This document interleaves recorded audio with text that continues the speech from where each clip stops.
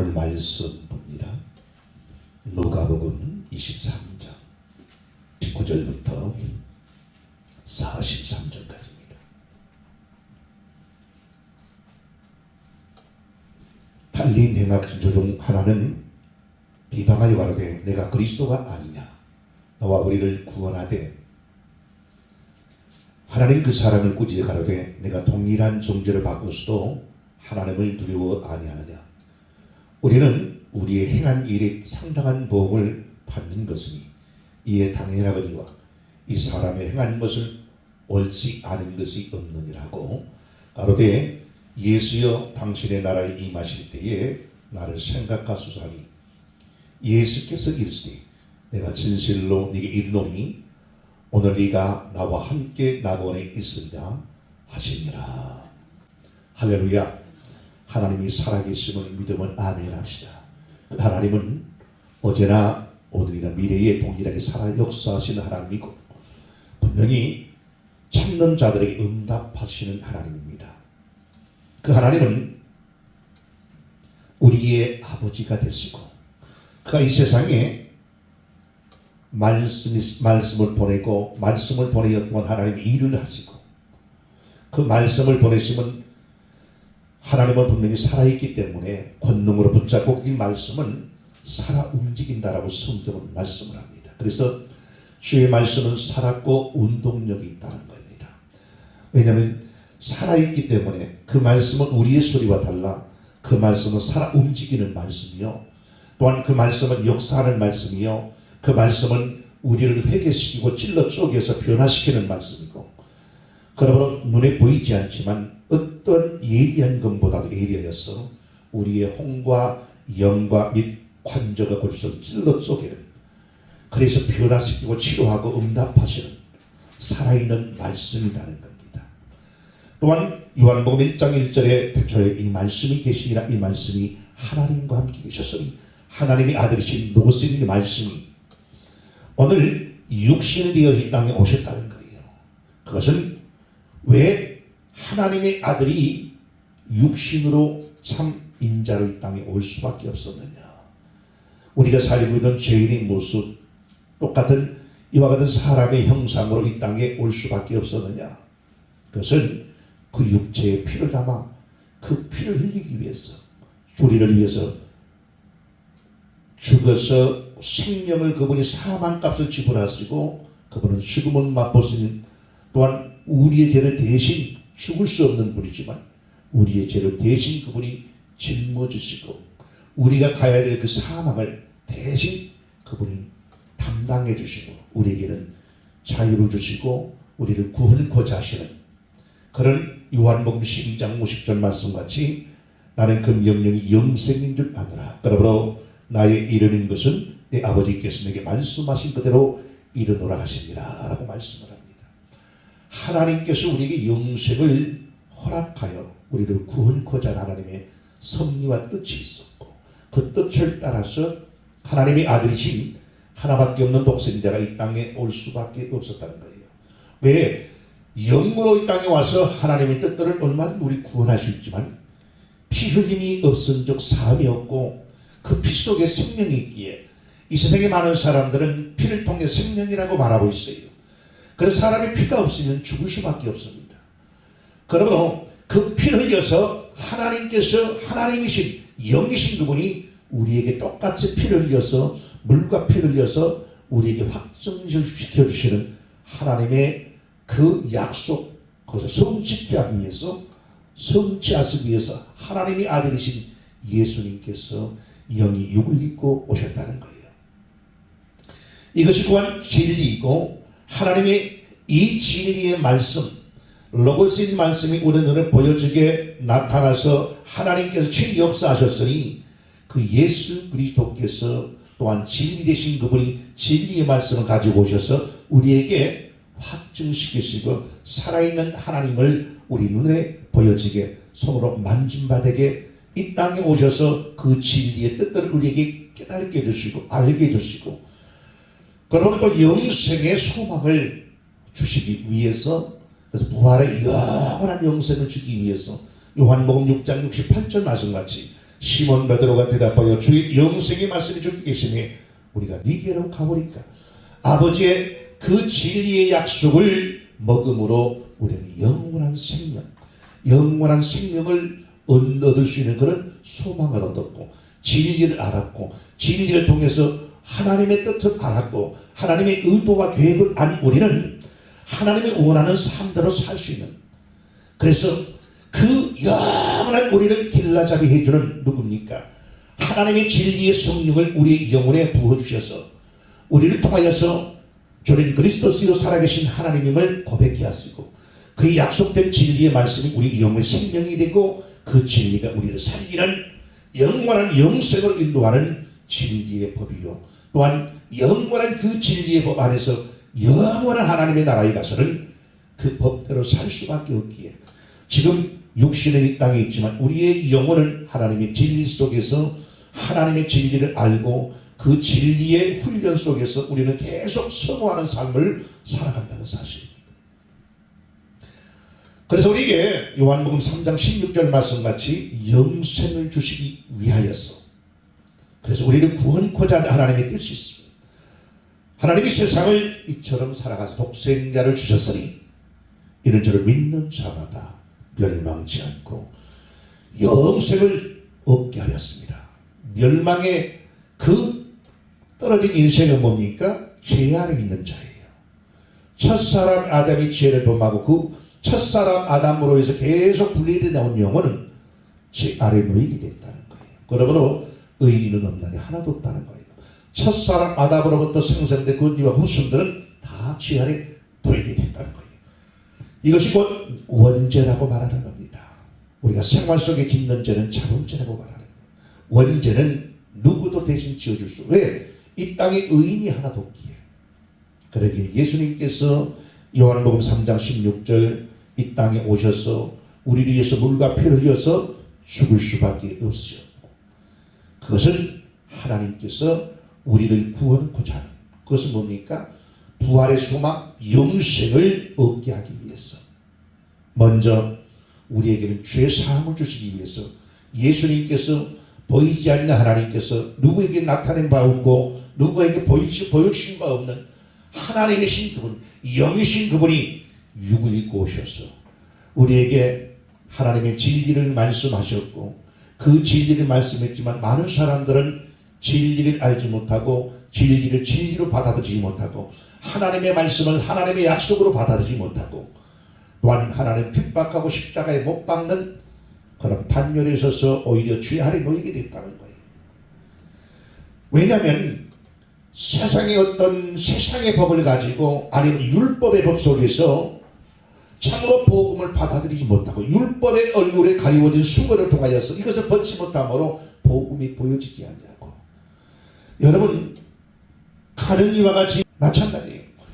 우리가 율법 속에서 하나님의 은혜를 꼬고 내가 죄인이고 죽을 수밖에 없는 죄인이라는 사실을 알았고, 그러므로 너는 소망이 없는 자라는 사실을 진단을 받았고, 그래서 너는 살기 위해서 생명을 얻기 위해서는 복음 안에 들어와야 한다는 사실을 이 율법을 통해서 깨달았고, 그래서 그것이 하나님의 진리라는 사실을 아는 자에게는 아멘하고 주 예수를 영접하고 그는 이 땅에 2000년 오신 하나님의 아들이신 예수가 복음이요 진리라는 사실, 하나님의 뜻을 이루기 오신 그 진리라는 사실을 아는 자는 아멘하고 그분을 영접하고 그분 안에서 죄에서 자유함을 얻고 죄에서 사함을 얻고, 그러므로 이제는 하나님이 인쳐주신 성령의 내주하심을 통하여서 성령으로 보증하시고 인쳐주신 하나님의 자녀라는 사실을 확증시키심을 우리가 보증받은 하나님의 자녀가 되었다는 거예요.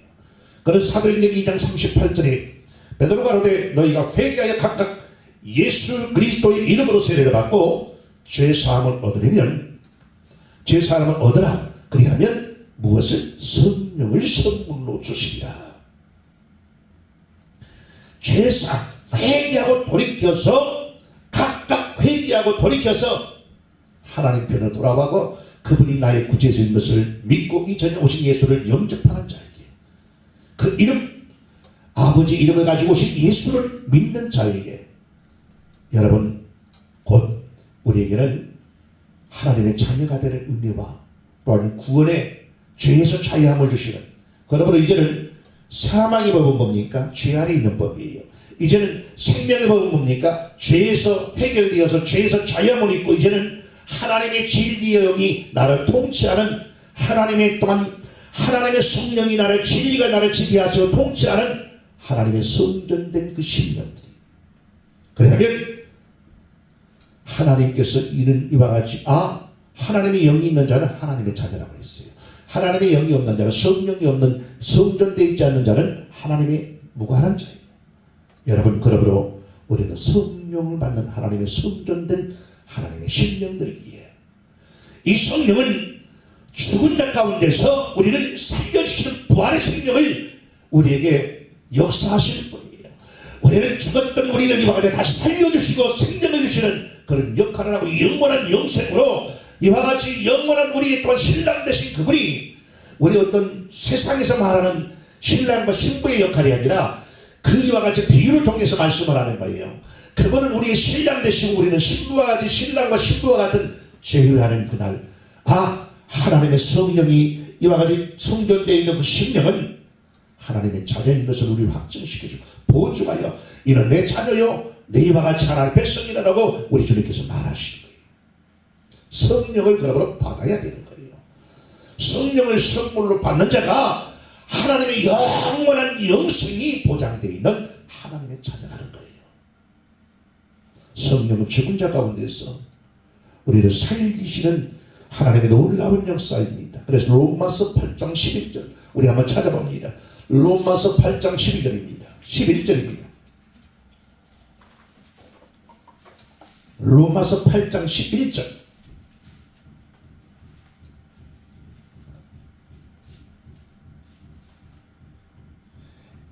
예수를 죽은 자 가운데서 살리신 이의 영이 너희 안에 거하시면 그리스도를 예수를 죽은 자 가운데 살리신 이가 너희 안에 거하시는 그의 영으로 말미암아 너희 죽을 몸도 살리시리라 라고 말씀하셨어요.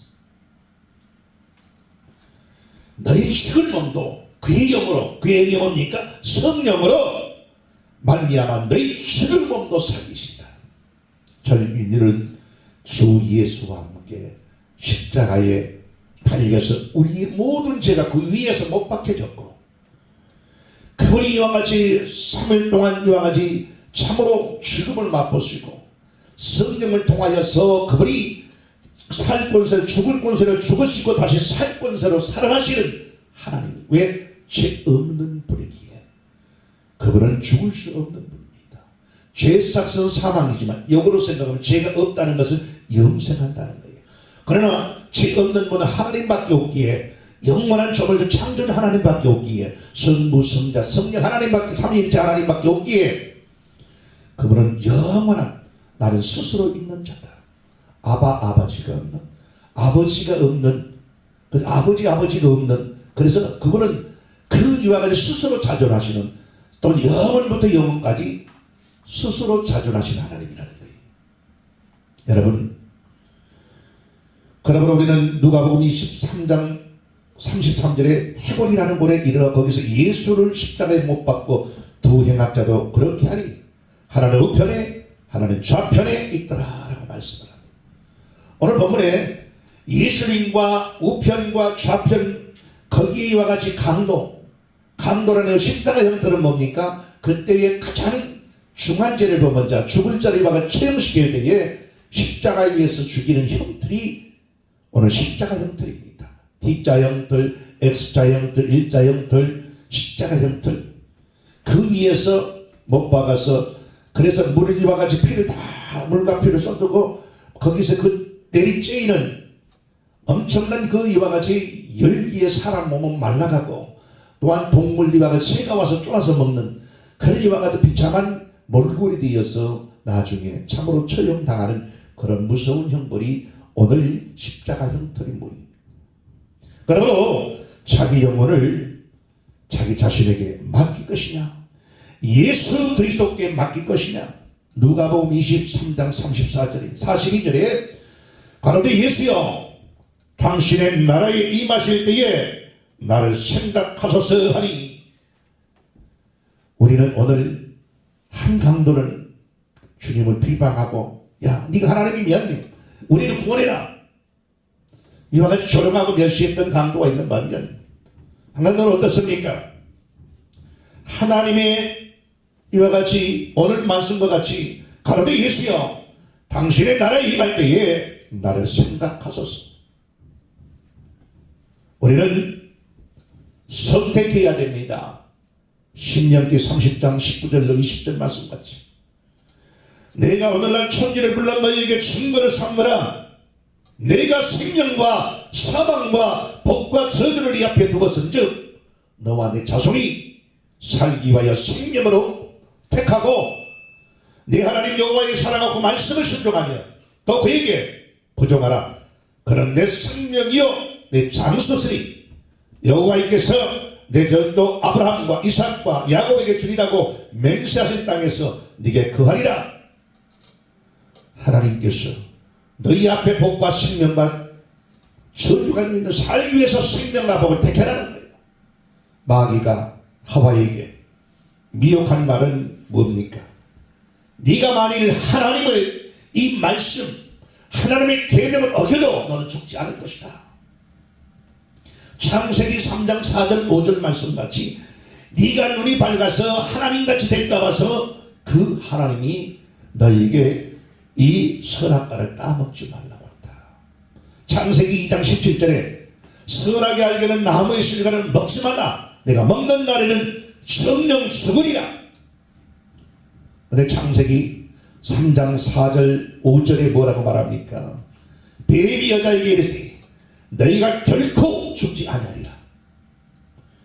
너희가 그것을 먹는 날에는 너희 눈이 밝아 하나님과 같이 되어서 선악을 할 줄을 하나님이 아시느니라. 오늘 마귀가 하나님의 말씀을 가지고 이와 같이 자기가 이와 같이 오히려 인용을 했지만은 하나님의 말씀을 의심케 만들고 불순종하는 미혹의 말을 가지고 와서 하나님의 자녀들을 미혹했다는 거예요. 네가 이것을 먹으면 죽지 않냐고 네 눈이 밝아진다는 그리고 마귀에게 거기에 속아서 하나님의 뜻에 불순종하는 그런 엄청난 죄 아래 놓이게 됐다는 거예요. 그 말을 택하는 결과 영혼이 지옥 자식이 됐다는 거예요. 그 결과가 중요하다는 거예요. 그 이와 같이 뜻대로 눈이 밝아서 어떤 이와 같은 여건을 이와 같이 그가 어느 부분에서의 어떤 그것은 맞을지 몰라도 그 결과 그들은 지옥 자식이 되고 영원한 사망에 떨어지는 인생이 됐다는 거예요. 신앙은 주 예수를 택하는 것이 신앙입니다. 마귀의 소리를 택하고 세상의 소리를 택하는 게 아니라 하나님의 주 예수 그리스도를 택하는 것이 신앙이에요. 그래서 요한복음 17장 3절에 영생 곧 유일하신 참 하나님과 그의 보내신 자 예수 그리스도를 아는 것이다 라고 말씀을 합니다. 영생은 유일하신 참 하나님과 그의 보내신 자 예수 그리스도를 아는 것이다. 그러므로 여러분 영생이 없으면 믿음은 무슨 소용이 있겠습니까?